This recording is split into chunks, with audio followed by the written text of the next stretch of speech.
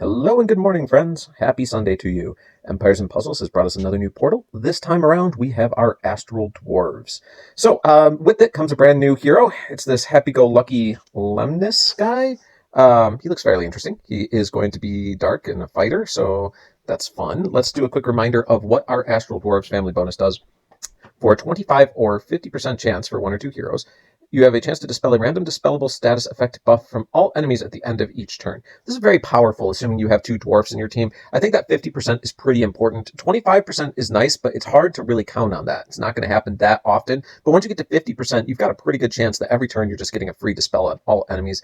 That's very powerful. Then also we have our 75 100% chance to resist mana reductions and mana status ailments. Each successful resist by this family gives the character 5% mana. Okay, so if you haven't realized that playing around with mana is really what's in the meta right now, like that's what makes these Astral Dwarves such a particularly useful family to handle these kinds of things. If you mess with their mana, they are immune from it if you have two, and they have at least a 75% chance to resist if you have just one. That's super powerful as well. This is part of the reason I really recommend this family, is they just have all the right stuff for the current meta, and we'll continue to go into that, but just keep that in mind. Each attempt to reduce it actually increases their mana, they get the 5% bonus, and they resist it. Pretty awesome. Now, down here, we have Destroy Fiends on special. When this character casts their special skill, all fiends are destroyed from them. Now, this is very character specific, so just keep that in mind. But why this matters right now is our meta is full of these valiant vegetables that like big spenders or really lucky people got from the last portal, and fiends are everywhere right now.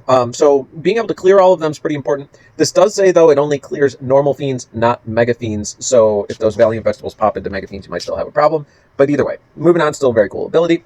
Superior negative minion effects. This character is immune to incoming negative effects and damage from minions and mega minions. So he's destroying fiends. He's immune to damage from minions and mega minions. Do you see why these guys are favorable? They've got a lot going on for them. Then also, resist healing ailments. If that wasn't enough, this character is immune to status ailments that affect healing. So you're not going to be able to reduce him with status effects. That's quite interesting, to say the least. All right. Then also in the Aether Power, wow, they just keep loading it on with this guy. In the Aether Power, they gave him ailment immunity.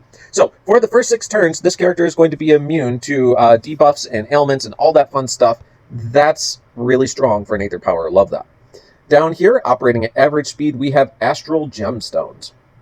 They recover 45% health for all allies, then increase the duration of all allies' active buffs by 2 turns. Hey, give me back my picture. And then all allies are immune to new status ailments for 4 turns. Okay, but that's also very strong. And we'll go into why here.